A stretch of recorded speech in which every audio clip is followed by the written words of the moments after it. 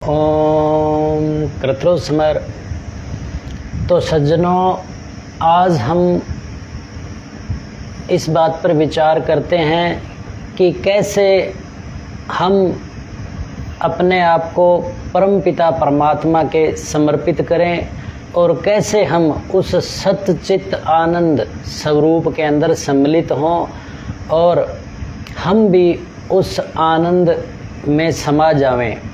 जिस प्रकार लोहा अग्नि में डालने से अग्नि स्वरूप हो जाता है, ऐसे ही हम अपने आप को ईश्वर के समर्पित कर दें तो हम भी ईश्वर के सदृश्य सुख रूप हो जाते हैं।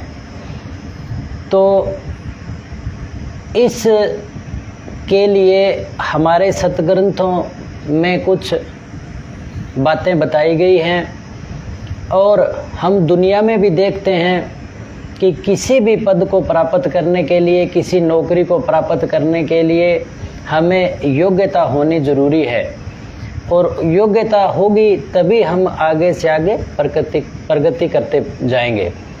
तो इसी प्रकार से हमें ईश्वर में समाने के लिए, उसमें समाधिस्थ होने के लिए हमें भी कुछ योग्यताएं हासिल करनी पड़ेगी और वो योग्यताएं जो हैं वो 8 प्रकार की मानी गई हैं।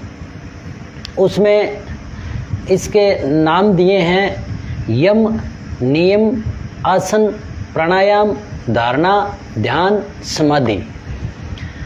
अब हम जब ये 7 योग्यताएं पूरी कर लेते हैं तो हमें 8वीं डिग्री की योग्यता हासिल होती है और फिर हम जब 8वें समाधिस्थ में चले जाते हैं तो वहाँ हमें प्रभु के दर्शन या प्रभु से मिलन होता है। तो हम इसको शुरुआत से समझने का प्रयास करेंगे। इसमें सर्वप्रथम आता है यम। अब यम का पालन करने के लिए उसमें 5 चीज़ें बताई गई हैं। पहला है अहिंसा, कि हमें अहिंसा का पालन करना पड़ेगा, यानी हिंसा से दूर रहना पड़ेगा। और हिंसाएं होती है 3 प्रकार की। एक है आध्यात्मिक हिंसा, दूसरी है मानसिक हिंसा और तीसरी है शारीरिक हिंसा। इन तीनों हिंसाओं से दूर रहना पड़ेगा। पहली जो आध्यात्मिक हिंसा है वो है हमारी गंदी मनोवृत्ति, यानी हमारी जो मनोवृत्ति है वो परमात्मा प्राप्ति की होनी चाहिए, अन्य की नहीं। अगर हम अन्य की मनोवृत्ति रखेंगे तो हमारी खुद की हम आत्मघाती स्थिति बना लेंगे। तो हमें आध्यात्मिक हिंसा से दूर रहना है। दूसरा है मानसिक हिंसा। मानसिक हिंसा के अंतर्गत ये आता है कि हम किसी के प्रति, दूसरे के प्रति कोई बुरा विचार ना रखें, वो है मानसिक हिंसा, इससे भी दूर रहना है। और तीसरा है शारीरिक हिंसा, यानी किसी के प्राण हर लेना। ये है हम अपने शरीर के प्रयोग से, बल प्रयोग से किसी प्राणी के प्राण हर लें, ये है शारीरिक हिंसा। इससे भी हमें दूर रहना है। तो पहला हमें काम करना पड़ेगा कि हम अहिंसा का पालन करें। अब इसमें दूसरी बात आती है सत्य। तो हमें सत्य बोलना है, मीठा बोलना है। और इसके अलावा एक बात को और ध्यान में रखना है कि हमें वो बात बोलनी है जो सभी प्राणियों के हित में हो, यानी सभी प्राणियों का भला होता हो। हमारे मत में वो सत्य है। और ऐसा सत्य नहीं है कि दुश्मन हमारे देश के कोई राज पूछना चाहे तो हम उसको सत्य बोलने के बहाने या सत्य की वजह से हम उसको बता दें, तो वो सत्य नहीं है। हमारे मत में वही सत्य है जो दूसरे प्राणियों के हित में हो, सभी के हित में हो और देश काल परिस्थिति के अनुसार जो कर्तव्य बनता हो। अब तीसरी बात आती है ऐस्ते की। हम चर्चा कर रहे हैं परमात्मा प्राप्ति के 8 कदमों की, 8 श्रेणियों की। उसमें पहली श्रेणी है यम और यम के अंदर 5 बातें हैं, जिसमें अहिंसा, सत्य। अब तीसरी बात पर हम चर्चा करेंगे, असत्य। असत्य का मतलब है चोरी न करना, यानी जिस धन संपत्ति पर हमारा हक नहीं है या हमारा थोड़ा जितना हक बनता है उसको हासिल करें। इसके अलावा हम चोरी से, ठगी से कोई धन संपत्ति हासिल नहीं करें। इसमें कोई जालसाजी नहीं करें और हमारा जो हक बनता है उसी में हम संतुष्ट रहें। ये है असत्य। और इसमें चौथी बात आती है ब्रह्मचर्य।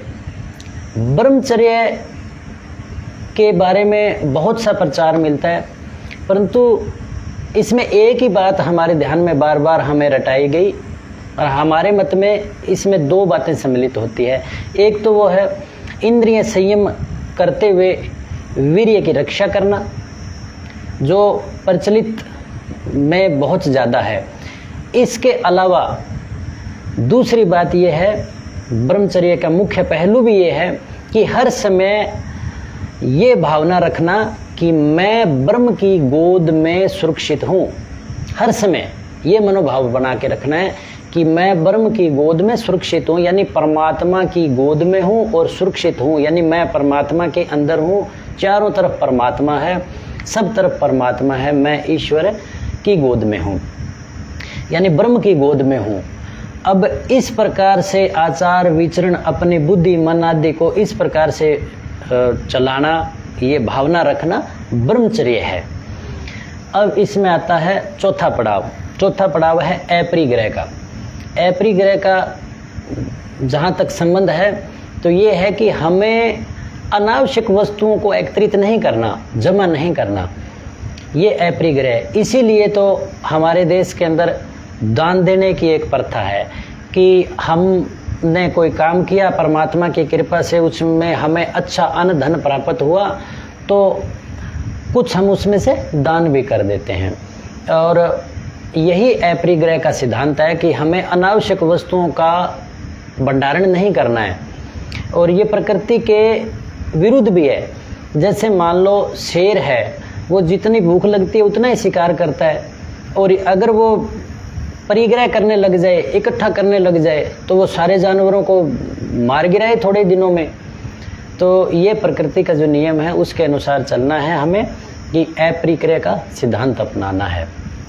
तो इस प्रकार से ये हमने जो आज चर्चा की है यम की, और इसी प्रकार से हम इन 8 श्रेणियों की परीक्षाएं या पालन करते हुए उत्तीर्ण हो जाएंगे तो हम परमात्मा को प्राप्त करने की योग्यता हासिल कर लेंगे। ओम श्री परमात्मा ने